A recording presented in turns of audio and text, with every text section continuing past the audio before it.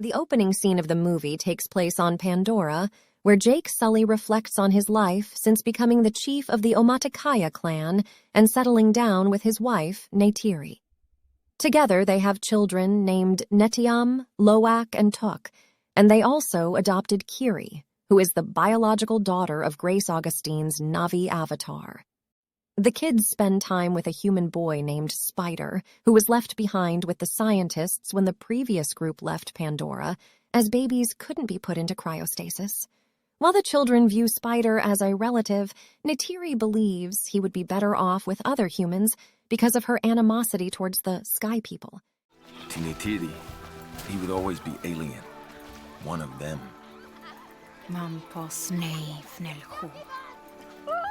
Jake's joy is abruptly disrupted as RDA ships arrive on Pandora, causing massive destruction to the forest and its inhabitants.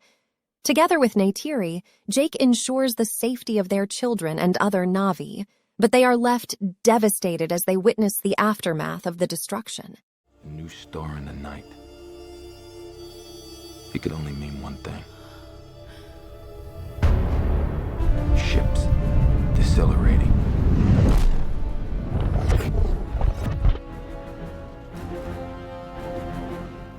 The Sky People returning.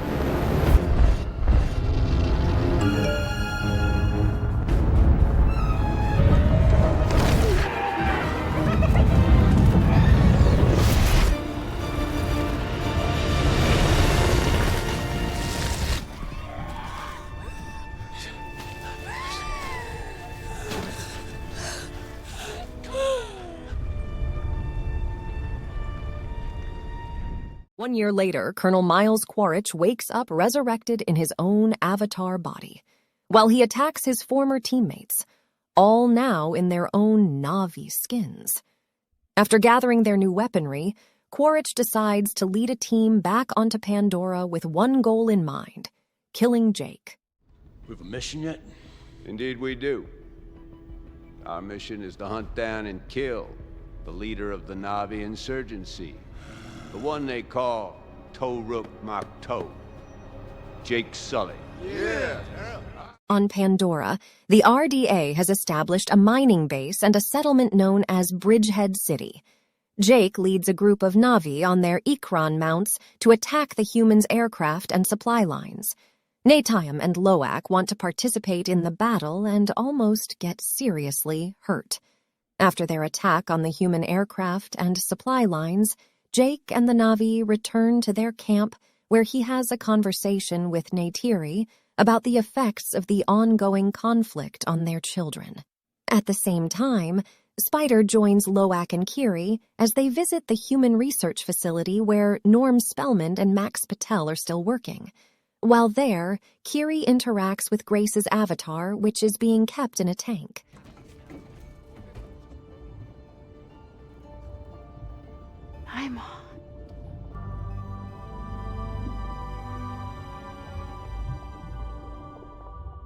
Upon arriving at their base, Quaritch and his team meet with General Francis Ardmore, who briefs them on their operations since his death.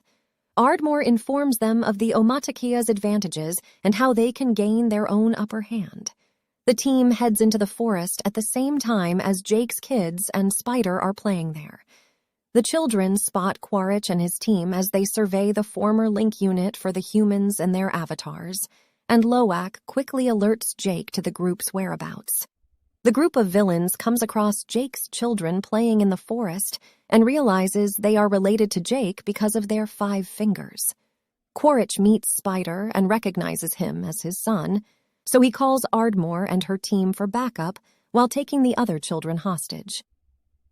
Neytiri manages to kill some of Quaritch's team before they start shooting. Eventually, Jake and Neytiri are able to retrieve their children, but Quaritch and his surviving team members escape with Spider.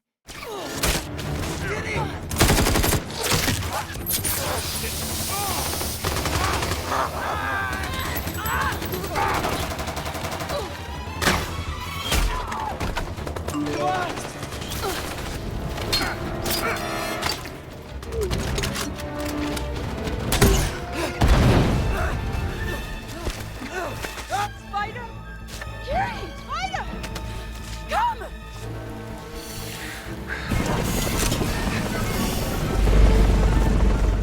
Ardmore decides to torture Spider to extract information about the location of the clan, but Quaritch intervenes and tries to build trust with Spider instead.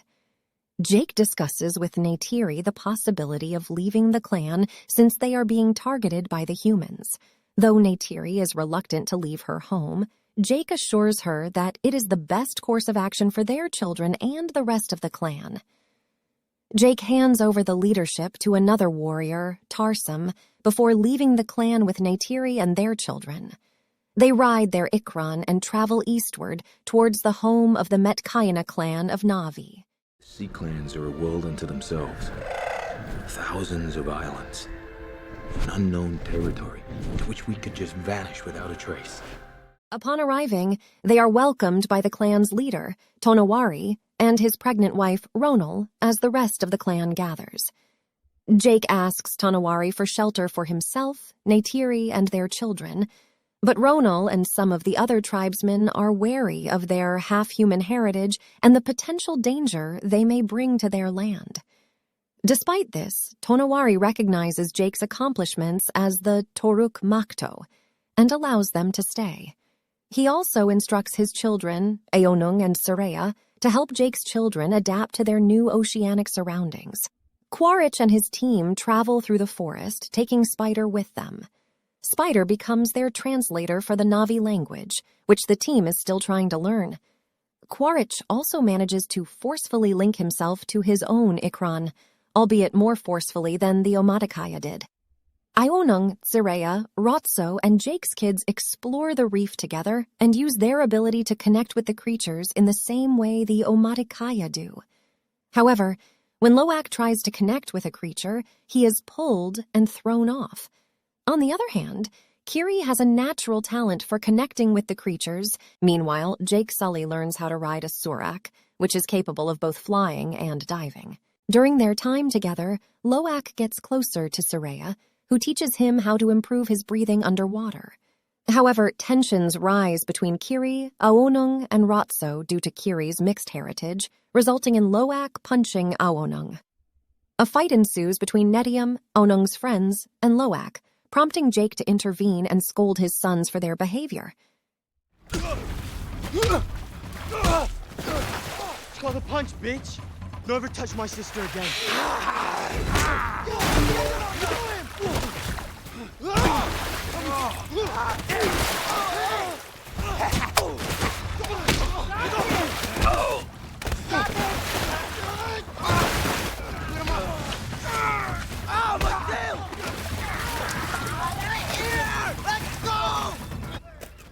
What was the one thing I asked?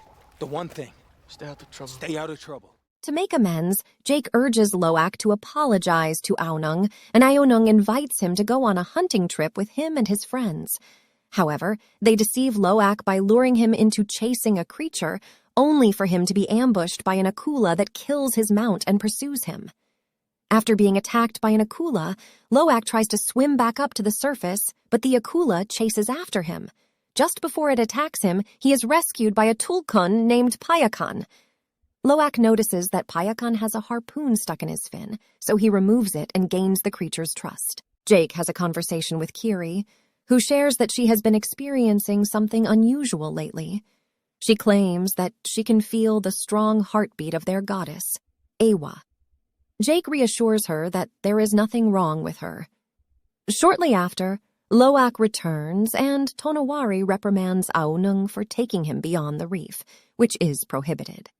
However, Loak takes responsibility for the incident to spare Eonung from punishment. Loak shares his experience with Payakan with his siblings, Tsireya, and the other members of the Metkayina clan, but Tsireya tells him that Payakan is considered an outcast among the other Tulkun. The Tulkun have not returned yet. And anyway, no Tulkun is ever alone. This one was. He had a missing fin, like a stump on the left side. Oh, Tulkun. Payakan. It's What? Payakan. Who's Payakan? A young bull who went rogue. He's outcast, alone. And he has a missing fin. They say he is a killer. No. He killed Na'vi and other Tulkun. Not here, but far to the south. No, he's no killer. Look, You were lucky to be alive. Telling you guys, he saved my life. Tsireya takes them to the cove of their ancestors and shows them how the land looks during the eclipse. She also takes them underwater to the Metkayina Tree of Souls. Kiri connects herself to the tree and is able to see and communicate with Grace. However, Kiri suffers a terrible seizure, and her siblings bring her back to the shore. Jake seeks help from Norm and Max to revive Kiri, but their efforts prove futile. However, Ronal steps in and successfully revives Kiri. Norm later tells Jake that Kiri's visions may be a result of frontal lobe epilepsy. Meanwhile, Lyle Wainfleet informs Quaritch about a radar detection of the gunship that brought Norm and Max. Quaritch and his team then meet up with Captain Mick Scoresby and Dr. Ian Garvin, who operate a whaling vessel and are already hunting Tulkun for their anti-aging remedies. The villains hope to gain an advantage with their help. They mercilessly kill a Iluwe and threaten a Ta-Unui woman unless they disclose the location of Jake and his family. Spider becomes horrified and tries to get his father to stop. The villains then begin to burn down their trees and homes. In the meantime, Loak attempts to understand why Payakan is an outcast among the Tulkun. Payakan allows Loak to enter his mouth and form a bond with him, which enables Loak to witness Payakan's memories. Loak learns that Payakan attacked the whalers because they had killed his mother and family. The whalers initiate their attack by launching harpoons filled with inflatables, causing severe damage to the fins of several Tulkun, including Roa and her child. After harvesting the resources from Roa, Ronal and the other Metkayina arrive on the scene, with Ronal mourning the loss of her soul sister and her child. Tonowari and Ronal, along with several other enraged Metkayina, join forces to avenge their fallen members. When Jake points out that the Tulkun will be marked for death with the whalers' trackers, he tells the Metkayina to warn the Tulkun before more of them are killed. My spirit sister and her baby have been murdered by the Sky People. Fight to protect our brothers and sisters!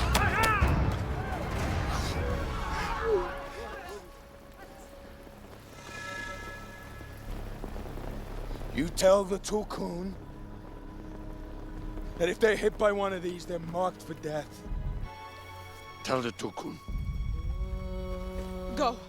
Despite Neteyam's warnings, Loak decides to warn Payakan and heads off with Tsireya and Aonung, followed by Kiri and Tuk. They find Payakan, who has already been hit with a tracker. Neteyam contacts Jake to alert him, and he and Neytiri set off to rescue their children. Meanwhile, the whalers begin their attack and go after the kids and Tulkun. In the chaos, the kids are captured and held prisoner on the vessel. When Jake and company arrive, Quaritch orders him to stand down, holding Loak at gunpoint to show he's serious. As Quaritch orders Jake to surrender, Payakan sees Loak in danger and jumps out of the water, attacking the whalers on their vessel.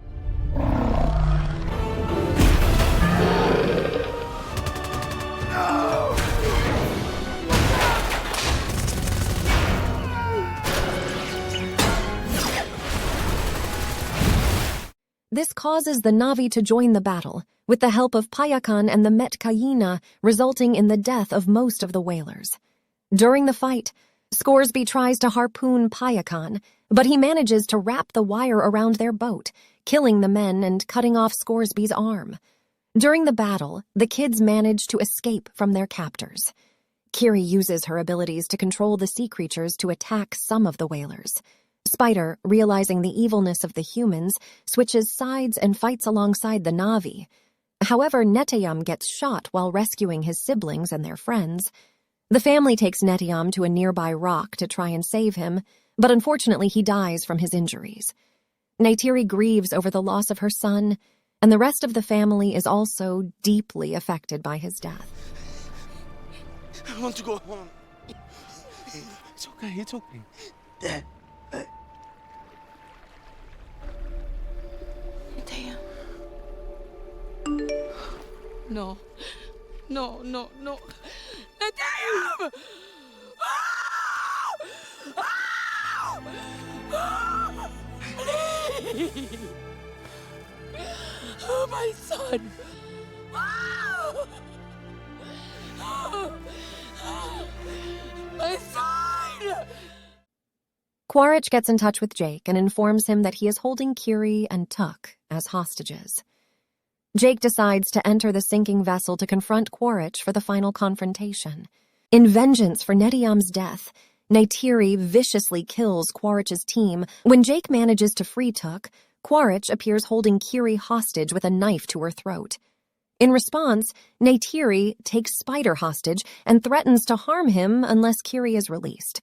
Although Quaritch initially denies any attachment to Spider, he eventually relents and allows Kiri to go free after Neytiri cuts Spider's chest. Neytiri manages to rescue the kids and bring them to safety while Jake confronts Quaritch for a final showdown. As the vessel starts to collapse, the family becomes trapped underwater. Jake fights Quaritch, and after a long battle, he manages to overpower him and put him in a chokehold, causing him to sink underwater. Loak discovers his father, who urges him to leave him behind as he doubts he can make it. However, Loak uses the breathing technique taught by Tsireya to help his father, and they escape together with Payakan. In the meantime, Kiri calls upon the sea creatures to aid her in rescuing Neytiri and Tuk from the sinking vessel. Spider attempts to save Quaritch but abandons him due to his heinous actions and decides to join Jake's family. Jake formally accepts him as his son. The family holds a ceremony to honor Neteyam and give his body back to the Tree of Souls. They are assured that his spirit is now with Eywa. The Father protects what gives him meaning. People say that all energy is only borrowed, and one day you have to give it back. Eywa holds all her children in her heart. Nothing is ever lost. Jake prepares to bid Tonawari farewell, but he tells Jake that he and his family are Metkayina now and are welcome to stay. Jake and Neytiri link themselves to the tree, where they are able to see Neteyam through memories. Jake, recognizing this land as his family's new home, vows to continue to do fight and protect them.